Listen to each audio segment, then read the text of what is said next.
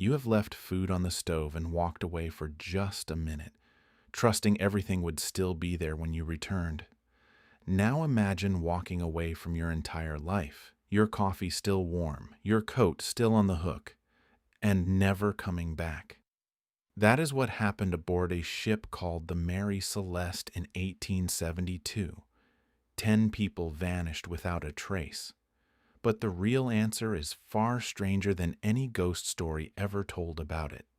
On December 4th, 1872, another crew spotted the Mary Celeste drifting near the Azores. Sails half set, no one steering her. They found no captain, no crew, no sign of struggle. The captain's 2-year-old daughter was gone too, her toys still on the bed. The lifeboat was missing. Nearly 1,700 barrels of raw alcohol sat almost untouched in the hold. 10 people, gone. Not one body was ever found. Why does a story like this still make your skin crawl a century and a half later? Your brain hates unresolved threats more than resolved ones. A monster you can see is frightening. A monster with no explanation never fully turns off. In 1884, a young doctor named Arthur Conan Doyle wrote a fictional story about the ship, inventing a vengeful crew member and a murder. It was fiction, but it stuck, and sea monsters, pirates, and curses filled in the blanks for a century. So what actually happened? Captain Benjamin Briggs was careful, sober, experienced, not a man prone to panic, but the ship's sounding rod, used to check for flooding, was found lying on deck instead of stored away. A pump was partly dismantled. A faulty reading could have convinced him the ship was sinking. She wasn't. When recovered, her hull was intact. So investigators looked at the cargo. 9 of those alcohol barrels were empty. In 2006, chemist Dr. Andrea Sella at University College London tested whether leaking vapor could explode without leaving a mark. He built a scaled replica of the hold and ignited butane gas around paper cubes. The blast rolled through in an instant, fast and forceful, and left the paper completely unmarked. No soot, no scorching, just noise, heat, and pressure.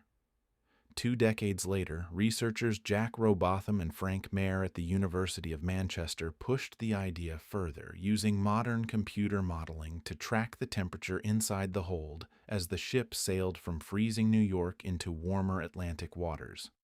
Their simulations showed the alcohol vapor crossing its flashpoint at almost exactly the moment the crew vanished.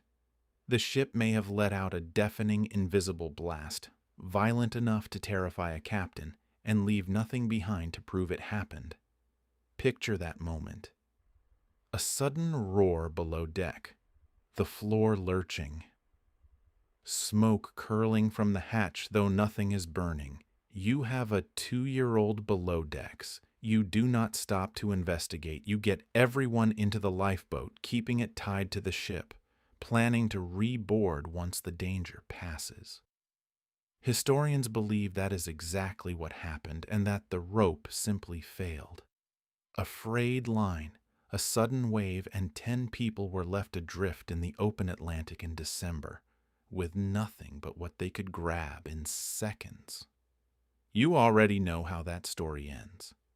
The real story here isn't about ghosts. It's about how fast a careful, rational person can make a fatal decision when their brain perceives danger. Even danger smaller than it seems. Briggs didn't panic without reason.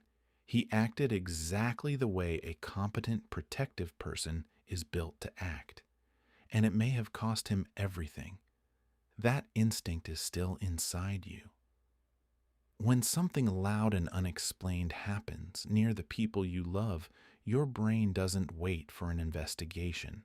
It reacts first and asks questions later. A car alarm at 3 a.m., and your heart is pounding before you've processed a single fact. Someone shouts, "Fire," and your legs move before you've seen any smoke. That wiring kept your ancestors alive when hesitation meant death. It cannot tell the difference between a real emergency and a false one. It only knows something is wrong. Move now. For over a century, people wanted this story to be about monsters or curses because that feels almost comforting. It gives tragedy a villain. The truth is quieter and far more unsettling. Sometimes the only villain is chemistry, temperature, and a decision made in under a minute by a good captain doing exactly what any of us might have done in his place. You have left food on the stove and walked away for just a minute, trusting everything would still be there when you returned. 10 people once made that same kind of decision, at sea, in the dark, certain they would come back. They never got the chance.